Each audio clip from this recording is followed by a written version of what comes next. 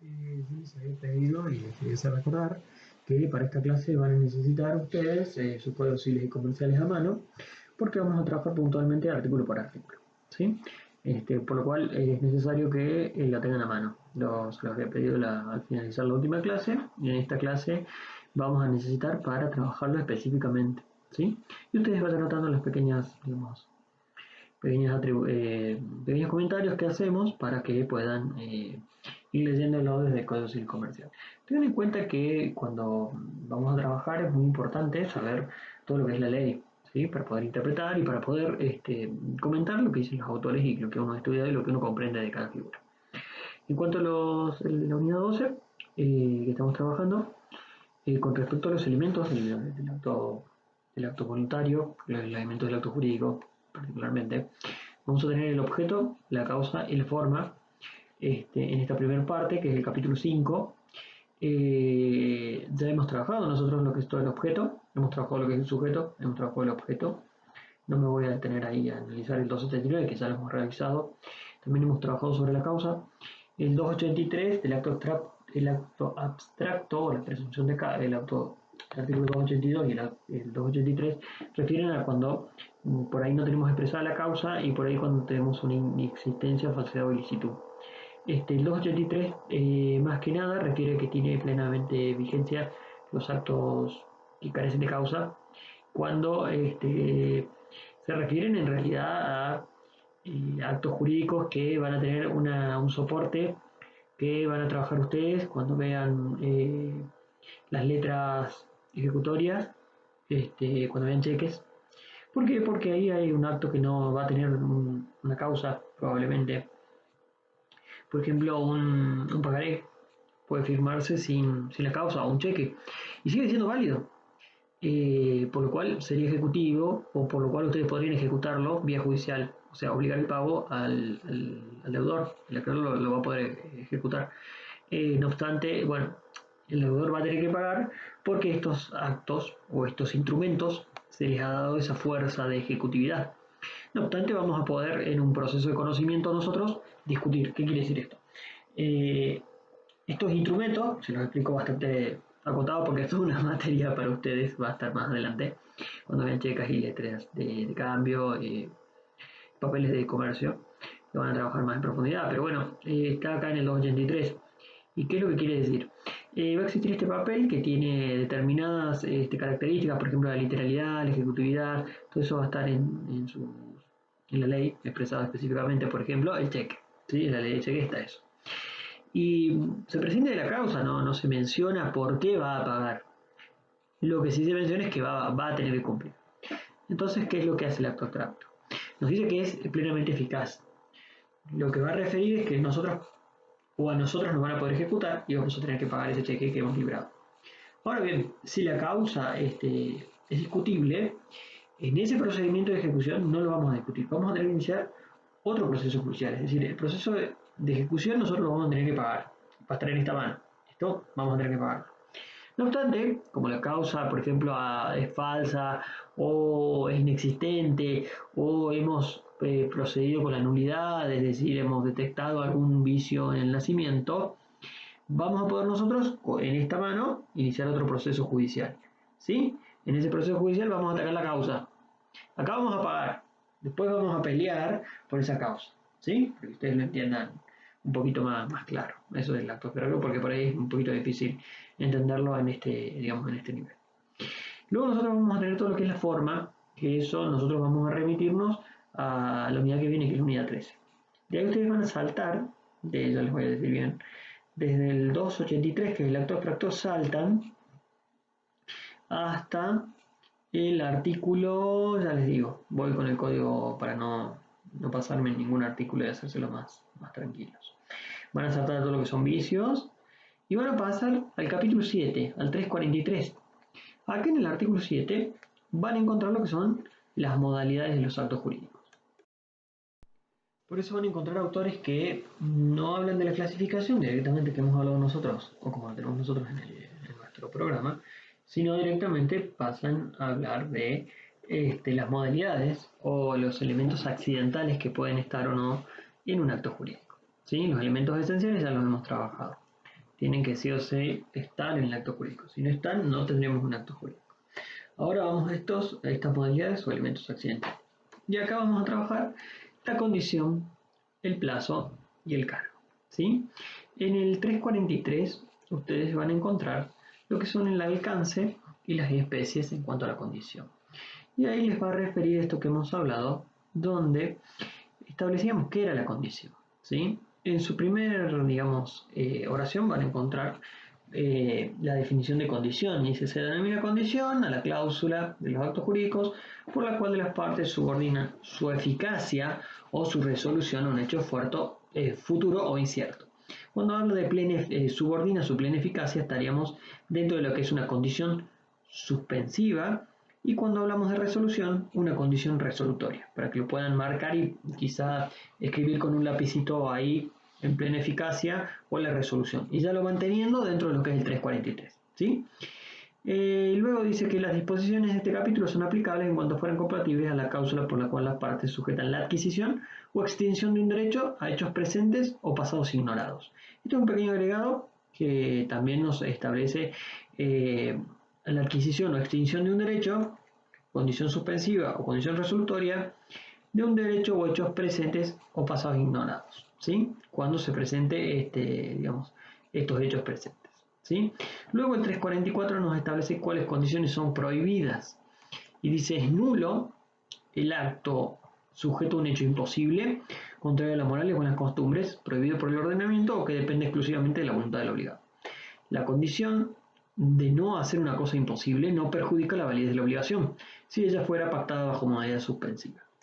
Se tienen por no escritas las condiciones que afectan de modo grave la libertad de las personas, como elegir el domicilio, la religión o decidir su estado civil, ¿sí?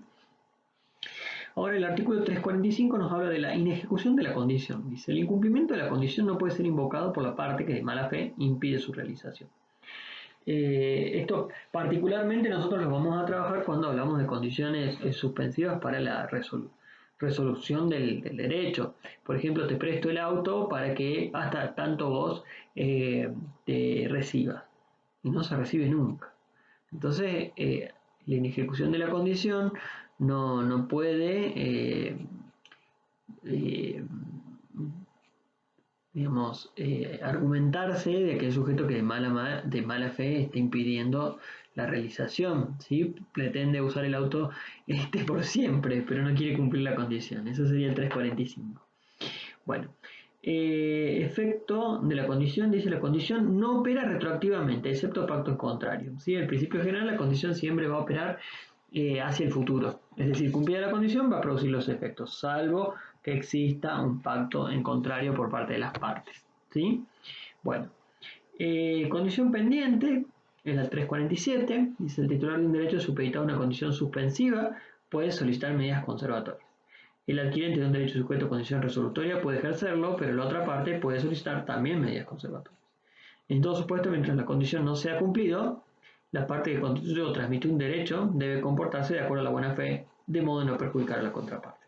El 347, es decir, va a tener pequeñas reglas que van a tener que respetar los sujetos para permitir que la condición se cumpla. Y a su vez poder, de alguna manera, con la medida conservatoria, que se mantenga este derecho. Por lo que, digamos, ¿cuál sería un ejemplo práctico? Un heredero que sabe de una condición suspensiva donde un derecho sobre una cosa se le va a atribuir a un tercero y no quiere que eso pase, ¿sí? Ahí el tercero va a poder pedir una medida conservatoria cuando se dé cuenta que este sucesor, por ejemplo, está utilizando el bien y tratando de malgastarlo de manera intencional para que él no lo reciba en buenas condiciones, por ejemplo, un automotor, ¿sí?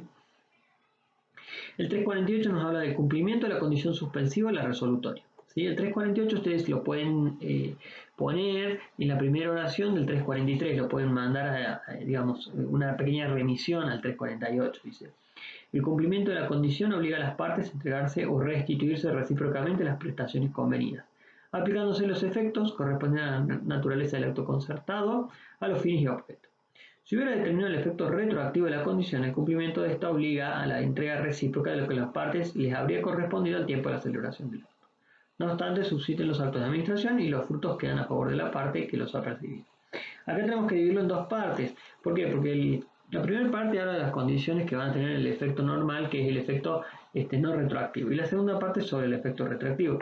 ¿Y qué pasa con las cosas?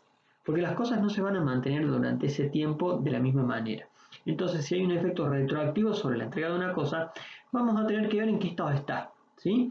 Y debería mantenerse al momento de la celebración. Pero ustedes bien saben que las cosas por ahí se deterioran. Entonces los actos de administración van a tenerse en cuenta, siempre y cuando obviamente sean ejercidos de buena fe. Tiene que ver con todo lo anterior, ¿sí?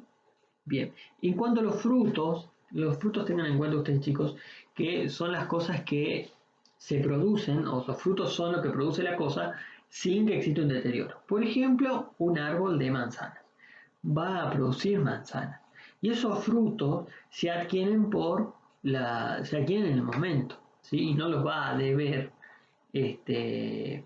la persona que los percibió, ¿sí? Quien recogió las manzanas sobre un predio que está sometido a una condición resolutoria o suspensiva con efecto retroactivo, no se los debe al dueño que queda a partir del cumplimiento de la condición, ¿sí? No cumplimiento de la condición suspensiva. Es decir, si el acto celebrado bajo condición suspensiva se hubiese ejecutado antes del cumplimiento de la condición y esta no se cumple, debe restituirse el objeto con sus accesorios, pero no los frutos percibidos.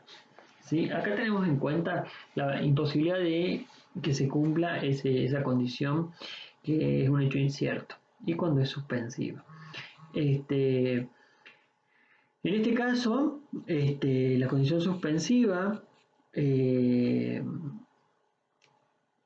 se ejecuta antes del cumplimiento y ya no va a poder cumplirse. Entonces hay que restituir el objeto porque no va a tener plena eficacia. Y también tiene la regla con los accesorios y los frutos. Lo que percibimos nosotros, los frutos, lo que percibió el sujeto que estaba gozando de ese derecho hasta entregarlo, no los va a deber. Pero sí debe si tiene accesorios, ¿sí? Accesorios de la cosa. Bueno, en cuanto al plazo, lo tienen en el 350, ¿sí? Este 350 nos va a hablar de las especies de plazo. Dice especies. La exigibilidad o la extinción de un acto jurídico puede quedar diferido al vencimiento de un plazo.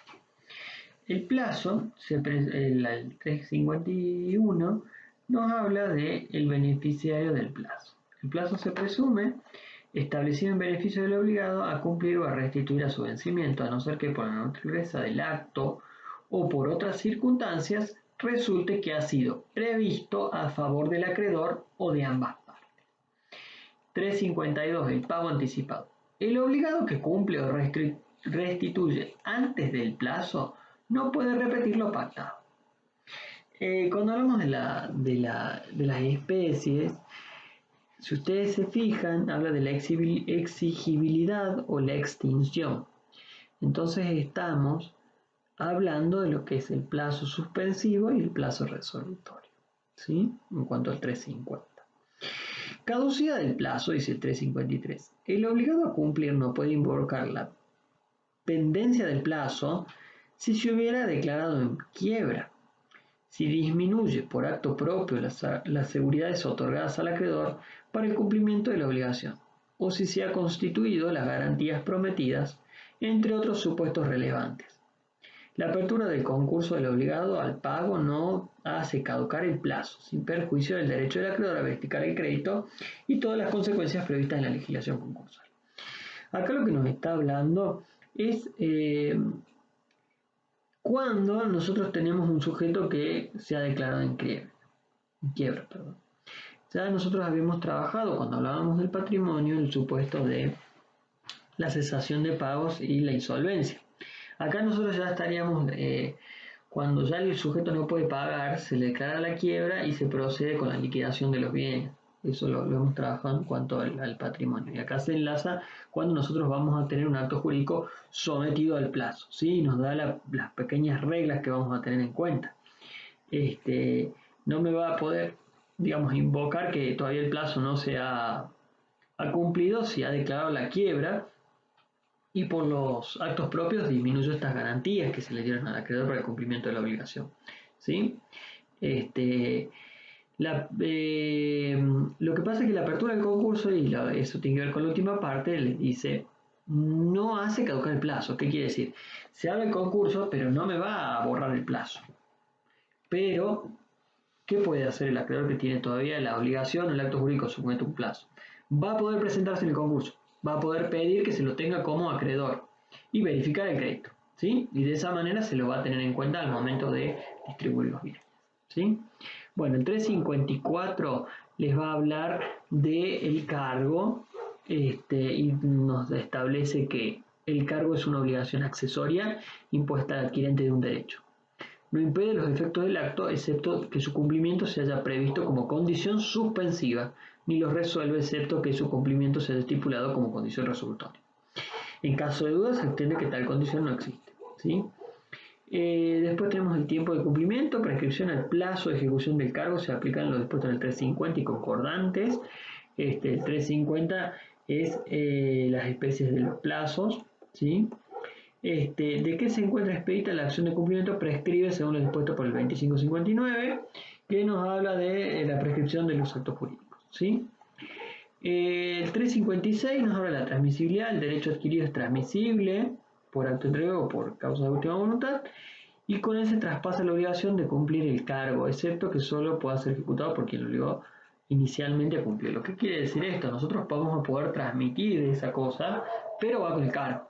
Por ejemplo, habíamos hablado del cargo de que yo les daba el auto si ustedes llevan a la abuela todos los domingos. En este caso, ¿ustedes lo van a poder transmitir? Sí lo pueden transmitir, pero va con el cargo. O sea, el que tenga el auto va a tener que llevar a la abuela a la misa todos los domingos. Está buenísimo el ejemplo, la verdad. Muy gracioso. La última parte habla de las obligaciones intuito personae. Si el cumplimiento del cargo es inherente a la persona y muere sin cumplirlo, la adquisición de derecho queda sin efecto, volviendo los bienes al título originario o a sus herederos. Al titular originario. ¿Qué quiere decir esto? Si es una obligación intuito personae, no lo va a poder cumplir, por lo que se produce la reversión, ¿sí? Eso habla la última parte, que dice la reversión no afecta a los terceros, sino en cuanto pudiese afectar a las condiciones resolutorias. Ahora el 357 nos establece los cargos que están prohibidos. Nos dice que la estipulación como cargo en los actos jurídicos de hechos que no pueden serlo como condición se tiene por no escrita y provoca la nulidad del acto. Acá nos vamos a remitir cuando hablamos de las condiciones prohibidas del 344. Entonces ustedes en el 357 van a poner el 344, es decir, van a poner la remisión al 344, ¿sí? Bien, acá nosotros hemos terminado la modalidad de los actos jurídicos. O sea, las modalidades, cuando el acto jurídico no es puro y simple y tiene un elemento accidental o está sujeto a una modalidad, ¿sí? Las tres modalidades hay que acordarse bien, sobre todo y en particular las diferencias que van a tener cada una de esas. Bueno, chicos, después tenemos nosotros el tema de la clasificación de los actos jurídicos. Acá, en el 945, 948, Vélez, del Código Civil, Vélez tenía esta clasificación. El Código Civil y Comercial la eliminó y la suprimió.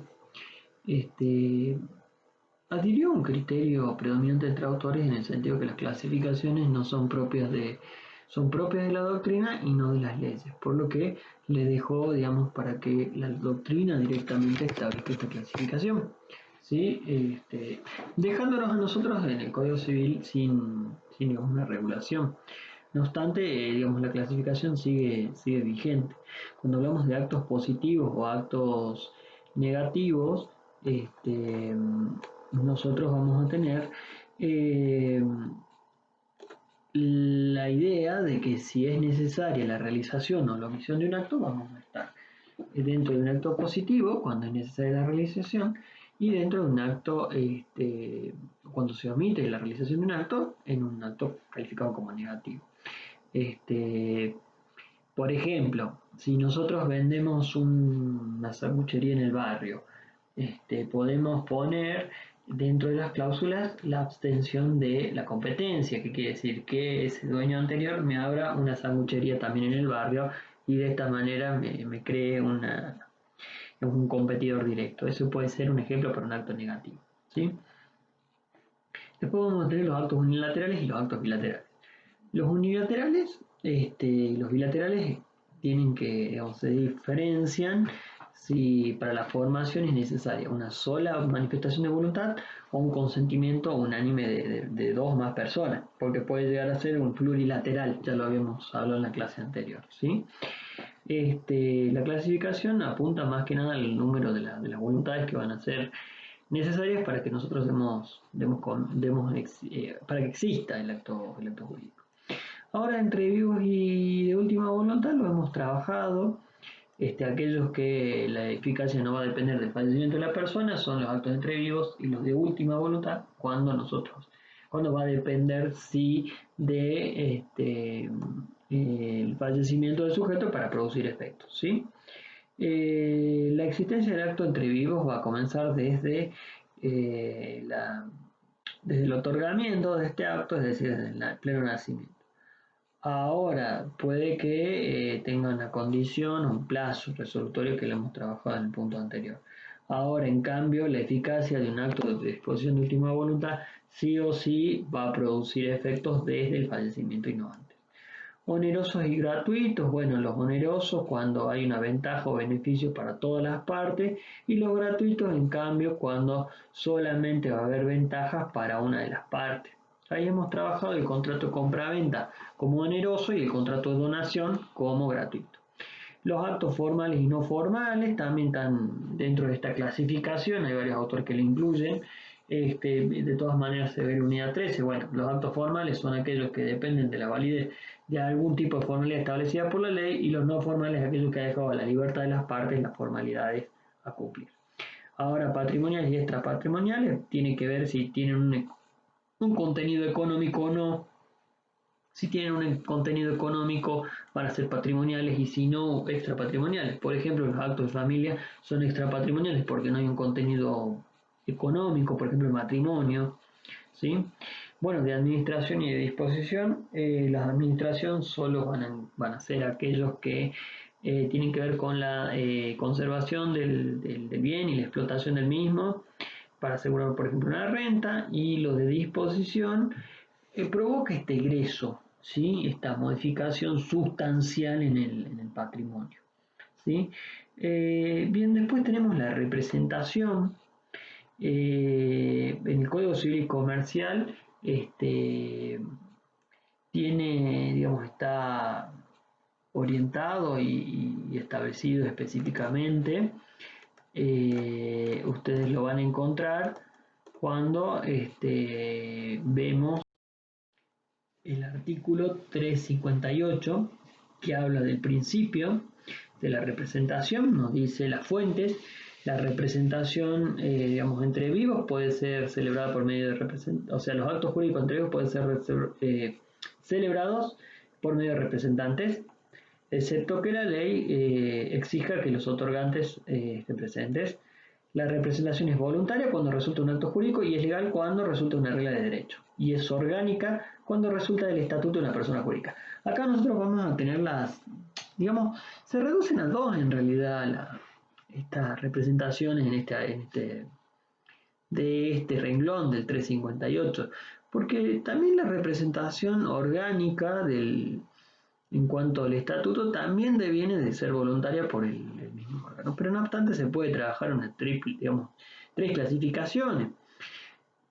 No sería lo más indicado, entiendo yo, pero puede trabajarse de esa manera, porque nosotros vamos a tener representación que es voluntaria, mediante un contrato de mandato, o legal, la que surge de la ley, que esa ya la habíamos charlado. Y la orgánica, que surge más que nada digamos, como una parcial aceptación de lo que es la teoría del órgano dentro del Código Civil y Comercial, ¿sí? Que sería la que resulta del estatuto de una persona jurídica. Entonces, la clasificación pueden ustedes trabajarlo. Yo no tendría ningún inconveniente que lo hagan, siempre y cuando sepan que es a conciencia de lo que dice el 358, ¿sí? Y en base a ese artículo. Lo pueden trabajar así, lo pueden trabajar así. Ahora que ustedes trabajan una representación voluntaria que surge del contrato o del acto que proviene del estatuto de la persona jurídica, también digamos, es aceptable, ¿sí? En esa clasificación algunos autores la trabajan de esa manera, no hay que negarlo. Las relaciones de familia, les dice en subsidio, se rigen por las disposiciones de este código. ¿Cuáles serían los efectos? Dice que los actos celebrados por el representante en nombre del representante y en los límites de las facultades de la ley o por el acto de empoderamiento producen efectos directamente por el representante. Es decir, aquel que realiza un acto jurídico ejerciendo una prerrogativa jurídica ajena, lo que va a hacer es, de esta manera, se van a producir los efectos sobre aquel a quien está representando, es decir, sobre quien tiene la prerrogativa jurídica propia. ¿Sí? Bueno, la representación alcanza los actos objeto del empoderamiento, bueno, eso lo hemos ya charlado, a las facultades, digamos, ¿cuál sería el límite que tiene el mandato? ¿Cuál es el límite que tiene la representación? La representación va a alcanzar los actos objeto del apoderamiento y las facultades otorgadas por la ley y aquellos necesarios que permiten la ejecución.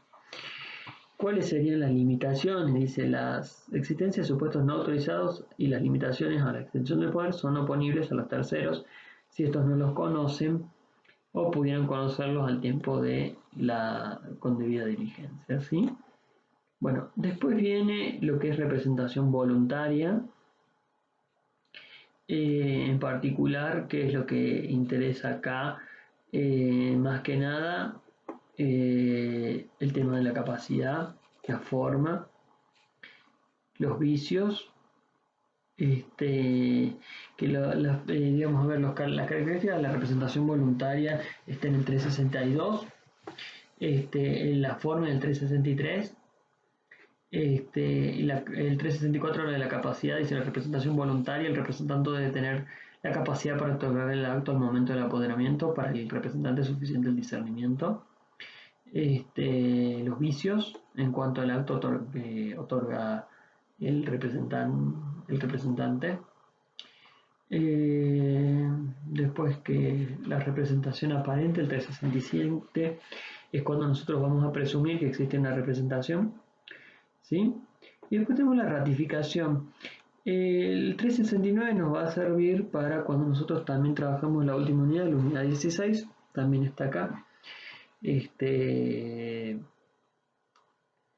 Lo vamos a trabajar en ese momento, me parece mucho más coherente con nuestro programa. Ahora bien, el 372 nos habla de las obligaciones y los deberes del representante. El representante tiene las siguientes obligaciones: fidelidad, lealtad y reserva, de realizar una gestión encomendada, de comunicación, que incluye los de información y de consulta, de conservación y custodia, de provisión como regla de adquirir por compraventa actos jurídicos análogos, de restitución de documentos y demás bienes. ¿Sí? Y después vienen las obligaciones del representado, y se tiene las siguientes obligaciones: deberes, prestar los medios necesarios para el cumplimiento de la gestión, retribuir la gestión si corresponde y dejar indemne al representante. Bueno, luego pueden ustedes trabajar sobre la responsabilidad por inexistencia o exceso de representación, y cuando se extingue digamos el poder, primero se va a extinguir por el cumplimiento de los actos encomendados, cuando ya tengamos nosotros un acto, por la muerte del representante o del representando. Sin embargo, subsiste en caso de muerte del representado siempre que haya conferido actos especiales determinados en razón de un interés legítimo. Esto es cuando la persona muere y todavía el representante tiene actos para cumplir, los va a tener que seguir cumpliendo, ¿sí? Por revocación efectuada por el representado. Sin embargo, dice que un poder puede ser conferido de modo irrevocable siempre que lo sea para actos especialmente determinados, limitados por un plazo cierto y en razón de un interés legítimo que puede ser solamente del representante, o de un tercero, o común a representante y representado, o representante y un tercero, o representado y tercero. Se extingue llegado el transcurso del plazo fijado y puede revocarse sin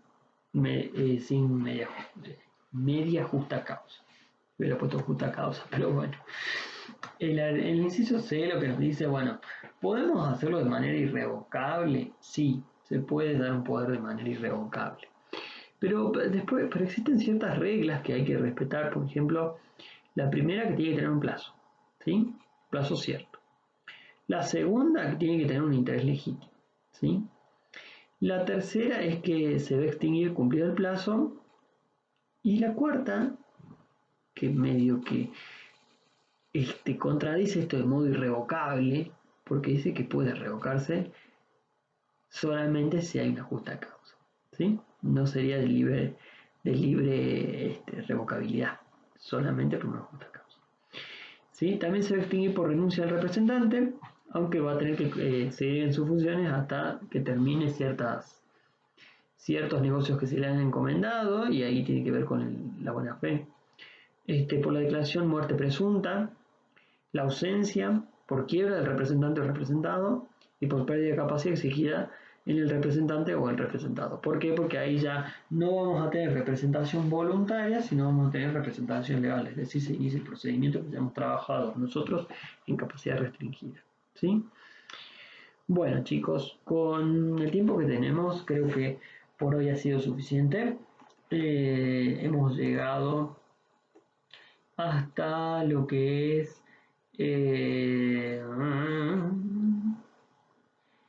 representantes, clase de representantes, limitaciones de la transmisibilidad. Bueno, hemos llegado a clase de representación hasta acá. Hasta el punto 5, clase de representación. ¿Sí? Hemos trabajado lo que son el punto más que nada el 2, el 3, el 4 y hemos llegado hasta el 5 acá. Hasta la primera, digamos, la segunda oración del 5, concepto y clase de representación. Nos quedarían los sucesores, no obstante eso lo vamos a trabajar en la clase que viene, por el tiempo que llevamos, así ustedes pueden ir avanzando un poquito, más tranquilos. Aunque los sucesores lo van a trabajar en sucesiones, para que ustedes sepan, y lo que nosotros vamos a tener en cuanto a los sucesores, tenemos los que son sucesores llamados por la ley, aquellos que son ab intentato, y aquellos que son llamados por el testamento, los sucesores testamentarios. ¿Sí? En cuanto a la bibliografía que podemos llegar a utilizar, si ustedes se fijan, Rothbard trabaja sobre estas representaciones, la triple clasificación. No todos los autores trabajan de esa manera, pueden trabajarlo en lo que dice el Código Civil, siempre y cuando cite el Código Civil más que a Rothbard, que no está tan bueno. Y con eso damos por finalizado esta clase. Bueno, en la próxima clase vamos a seguir trabajando sobre lo que es el Código Civil Comercial, por lo que cuando lo reproduzcan tengan el Código Civil Comercial abierto y vayan marcando. Así que bueno, les dejo muchos saludos. Esta clase va para el jueves, así que tengan un buen fin de semana. Saludos, chicos.